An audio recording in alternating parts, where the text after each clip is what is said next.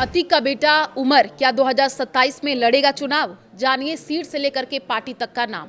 नमस्कार, मैं हूं आपके साथ आयुषी गुप्ता। देखिए, उत्तर प्रदेश की राजनीति में प्रयागराज के चर्चित अतीक अहमद की मौत के बाद लगा था कि क्षेत्र में उनके परिवार का राजनीतिक वर्चस्व समाप्त हो गया है, लेकिन अभी भी उनके समर्थकों की पूरी फौज है। अतीक के पांच बेटों में से तीसरे बेटे असद की 2023 में मुठभेड़ में मौत और हाल ही में सबसे छोटे बेटे अबान अहमद की सड़क दुर्घटना में मृत्यु के बाद परिवार में 3 बेटे बचे हैं। प्रयागराज के राजनीतिक गलियारों में ये चर्चा तेज हो गई है कि जेल में बंद उमर और अली आने वाले समय में अतीक की राजनीतिक विरासत को संभालने के लिए चुनावी मैदान में उतर सकते हैं। अतीक अहमद के सबसे छोटे बेटे अबान अहमद की सड़क हादसे में मौत हो गई है। आपको बता दें कि कसारी मसारी कब्रिस्तान में सुपुर्दे खाक किया गया। अंतिम संस्कार में शामिल होने के लिए हाईकोर्ट से कस्टडी पैरोल पर आए लखनऊ जेल में बंद बड़े बेटे उमर और झांसी जेल में बंद अली अहमद की गले मिलते हुए भावुक तस्वीरें सामने आईं। दोनों भाई अपनी अपनी जेल लौट चुके हैं, लेकिन जाने से पहले कई राजनीतिक जो है वो कसास छोड़ गए हैं। अबान के जनाजे में भारी भीड़ उमड़ी। चर्चा है कि ये भीड़ केवल अंतिम विदाई देने नहीं बल्कि अतीक की राजनीतिक विरासत को संभालने का आग्रह करने पहुंची थी। इसके बाद से ही उमर के चुनाव लड़ने की अटकलें लगाई जाने लगी हैं। ऐसे में सवाल उठ रहा है कि यदि उमर चुनाव लड़ते हैं तो उनकी सीट कौन सी होगी और वे किस पार्टी के बैनर तले मैदान में उतरेंगे। ओवैसी को भेजा पैगाम और एआईएमआईएम से जुड़ाव। उमर के चुनाव लड़ने की चर्चाएं उस समय और तेज हुई जब जनाजे के बाद कसारी मसारी कब्रिस्तान में उमर ने अपने छोटे भाई के जनाजे की नमाज पढ़ाई। इसके बाद जब दोनों भाई वापस लौट रहे थे तब मस्जिद में असुद्दीन ओवैसी की पार्टी एआईएमआईएम के प्रदेश अध्यक्ष शौकत अली ने उनसे मुलाकात हुई। इस दौरान उमर और अली ने ओवैसी के लिए अपना सलाम और पैगाम भेजा।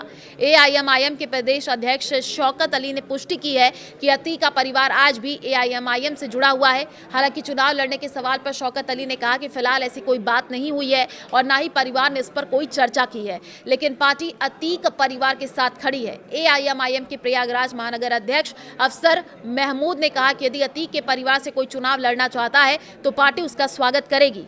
उन्होंने याद दिलाया कि 2022 में गुजरात जेल में बंद अतीक अहमद ने परिवार समेत एआईएमआईएम का दामन थामा था। उनकी पत्नी शाइस्ता परवीन ने लखनऊ में बकायदा ओवैसी के मंच पर पार्टी की सदस्यता ली थी।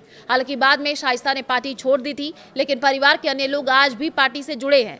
एआईएमआईएम लीगल सेल के अध्यक्ष उसामा नदवी ने भी कहा, यदि परिवार से कोई चुनाव लड़ना चाहेगा तो पार्टी उन्हें पूरा समर्थन देकर के चुनावी मैदान में उतारेगी। पल्लवी पटेल से मुलाकात और सियासी समीकरण।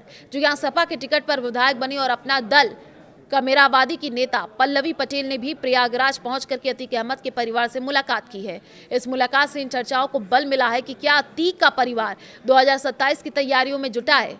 हालांकि पल्लवी पटेल ने इस संबंध में कोई आधिकारिक बयान नहीं दिया है, लेकिन अतीक अहमद के डॉक्टर सुनीलाल पटेल से पुराने संबंध रहे हैं। इस कारण ये कयास भी लगाया जा रहा है कि अपना दल कमेरावादी भी अतीक के परिवार को चुनाव लड़ने का अवसर दे सकती है। उत्तर प्रदेश में इस समय कुछ दल प्रत्यक्ष या अप्रत्यक्ष रूप से अतीक के परिवार के साथ खड़े नजर आ रहे हैं। जनाजे के समय मुख्तार अंसारी के बेटे अब्बास अंसारी ने भी उमर और अली से मुलाकात की थी। प्रयागराज पश्चिमी सीट से चुनाव लड़ने की चर्चा है।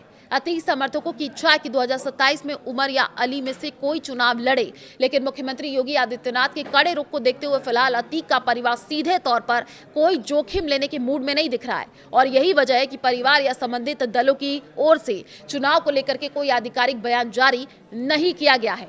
बावजूद इसके प्रयागराज की इलाहाबाद पश्चिम विधानसभा सीट से अतीक के बड़े बेटे उमर अहमद के चुनाव लड़ने की चर्चा सबसे तेज है और ये सीट अतीक परिवार का पारंपरिक गढ़ है, राजनीतिक लॉन्चिंग पैड रही है। इलाहाबाद पश्चिम अतीक परिवार की कर्मभूमि।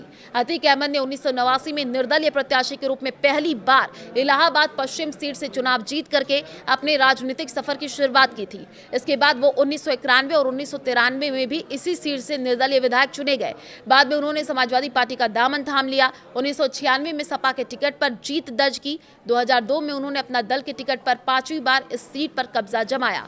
2004 में अतीक अहमद सपा के टिकट पर फूलपुर से सांसद चुने गए, जिसके बाद उन्होंने इलाहाबाद पश्चिम सीट से इस्तीफा दे दिया। इसके बाद हुए उपचुनाव में अतीक के भाई अशरफ सपा के प्रत्याशी थे, लेकिन बीएसपी के राजू पाल ने उन्हें हरा करके जीत हासिल की। यह अतीक के लिए बड़ा राजनीतिक झटका था। इसके कुछ ही समय बाद राजू पाल की हत्या हो गई। 2005 के उपचुनाव में अशरफ जीत दर्ज करने में सफल रहे, लेकिन उसके बाद से अतीक का परिवार इस सीट पर जीत हासिल नहीं कर सका। अब 2027 में उमर अहमद की इसी पारंपरिक सीट से चुनावी मैदान में उतरने की चर्चाएं जोरों पर हैं।